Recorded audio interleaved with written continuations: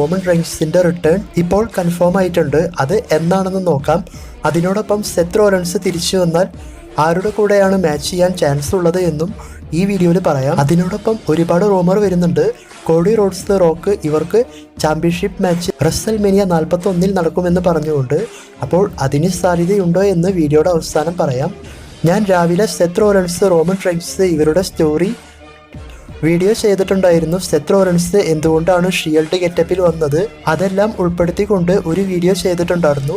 അതുപോലെ കോഡി റോഡ്സിനോട് പറഞ്ഞ വാക്ക് പാലിച്ചു എന്നൊക്കെ പറഞ്ഞിട്ട് ആ വീഡിയോ നിങ്ങൾ കണ്ടിട്ടില്ലെങ്കിൽ ഈ വീഡിയോയുടെ എൻഡ് സ്ക്രീനിൽ തരാം. അത് കണ്ട് സപ്പോർട്ട് ചെയ്യുക. ഇനി ഇപ്പോഴത്തെ new undisputed WWE universal champion Cody റോഡ്സിനെ പറ്റി പറഞ്ഞുകൊണ്ട് വീഡിയോ സ്റ്റാർട്ട് ചെയ്യാം. അതായത് കോഡി റോഡ്സ് റെസൽമേനിയയിൽ റോമൻ റെയിൻസിനെ തോൽപ്പിച്ചുകൊണ്ട് അൺഡിസ്പ്യൂട്ടഡ് ചാമ്പ്യൻ ആയിരുന്നു. അപ്പോൾ ചാമ്പ്യൻ ആയതിനു ശേഷവും അതിനേക്കാൾ മുൻപും വേറെ ലെവൽ സപ്പോർട്ടാണ് കോഡി റോഡ്സിന് കിട്ടിയത്. അതുപോലെ തന്നെയാണ് കോഡി റോഡ്സ് ചാമ്പ്യൻഷിപ്പ് കൊണ്ടുവന്ന ഫസ്റ്റ് റോയിൽ സംഭവിച്ചത്. അതായത് ഫസ്റ്റ് റോ എപ്പിസോഡിന് ഏകദേശം 2.3 മില്യൺ വ്യൂവർഷിപ്പാണ് കിട്ടിയിട്ടുള്ളത്. അതായത് റോ എപ്പിസോഡിന് 2020 ആ ടൈമിലാണ് ലാസ്റ്റ് ഇത്തരത്തിൽ വലിയൊരു റേറ്റിംഗ് കിട്ടിയിട്ടുള്ളത്. ഇപ്പോൾ ഇതാ കോഡി റോഡ്സ് ചാമ്പ്യൻ ആയതിനു ശേഷം 2.3 മില്യൺ അതിന് മുകളിലെല്ലാം വ്യൂവർഷിപ്പ് വന്നിട്ടുണ്ട്. മുൻപൊക്കെ 1.7, 1.8 ആ ലെവലിലൊക്കെയാണ് മുന്നോട്ട് പോകാറുള്ളത്. അതുപോലെ തന്നെ കോഡി റോഡ്സിന്റെ മെർച്ചൻഡൈസ് സെയിലും ഈ ഒരു റെസൽമേനിയ വീക്കിൽ വേറെ ലെവലായിട്ട് വിറ്റ് പോയിട്ടുണ്ട്.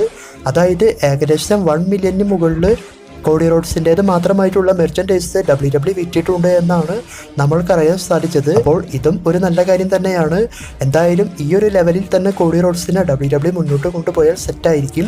ഇനി റോമൻ റെയിൻസ് എപ്പോഴാണ് WWE വരാൻ പോകുന്നത് ഇത് കൺഫേം ചെയ്തിട്ടുള്ളത് എന്നേക്കാണെന്ന് നോക്കാം. അതിനേക്കാൾ മുൻപായിട്ട് റോമൻ റെസൽമേനിയയിൽ ചാമ്പ്യൻഷിപ്പ് പോയതിനു ശേഷം ഇന്നലെ തൻ്റെ സോഷ്യൽ മീഡിയയിൽ ഒരു വീഡിയോ എല്ലാം അപ്ലോഡ് ചെയ്തുകൊണ്ട് കഴിഞ്ഞതെല്ലാം കഴിഞ്ഞു, ഇനി ഡേ 1 സ്റ്റാർട്ട് ചെയ്യുന്നു എന്ന രീതിയിൽ ഒരു പോസ്റ്റ് എല്ലാം ഇട്ടുകൊണ്ട് റോമൻ റെയിൻസ് കഴിഞ്ഞു പോയ കാര്യങ്ങളെല്ലാം മറച്ചുകൊണ്ട് ഇനി പുതിയതായിട്ടാണ് എല്ലാം തുടങ്ങാൻ പോകുന്നത് എന്ന് ട്രൈബൽ ചീഫ് ലുക്കിൽ തന്നെ വന്നുകൊണ്ട് പറഞ്ഞിട്ടുണ്ട്. അതിനോടൊപ്പം റിട്ടേൺ കൺഫേം ചെയ്തു വെച്ചിട്ടുള്ളത് സമ്മർ സ്ലാമിന് മുൻപ് നടക്കുന്ന സ്മാക്ക് ഡൗൺ എപ്പിസോഡിലാണ് റോമൻ റെയിൻസിൻ്റെ റിട്ടേൺ ഇപ്പോൾ കൺഫേം ചെയ്തിട്ടുള്ളത്. ആ ഒരു സ്മാക്ക് ഡൗൺ എപ്പിസോഡിന് റോമൻ റെയിൻസിനെ WWE പരസ്യം ചെയ്യുന്നുണ്ട്. അപ്പോൾ സമ്മർ സ്ലാമിൽ റോമൻ്റെ ഒരു മാച്ച് ചിലപ്പോൾ നമ്മൾക്ക് കാണാൻ സാധിച്ചേക്കാം. അങ്ങനെ മാച്ച് കാണുകയാണെങ്കിൽ വീഡിയോയുടെ സ്റ്റാർട്ടിങ്ങിൽ പറഞ്ഞതുപോലെ സെത്ത് റോളൻസിൻ്റെ എതിരാളി ആരായിരിക്കും എന്ന് ചോദിച്ചു കഴിഞ്ഞാൽ Seth Rollins versus Roman Reigns ഇവർക്ക് തമ്മിൽ സിംഗിൾസ് മാച്ച് സമ്മർ സ്ലാമിൽ വരാനാണ് ചാൻസ് കൂടുതൽ.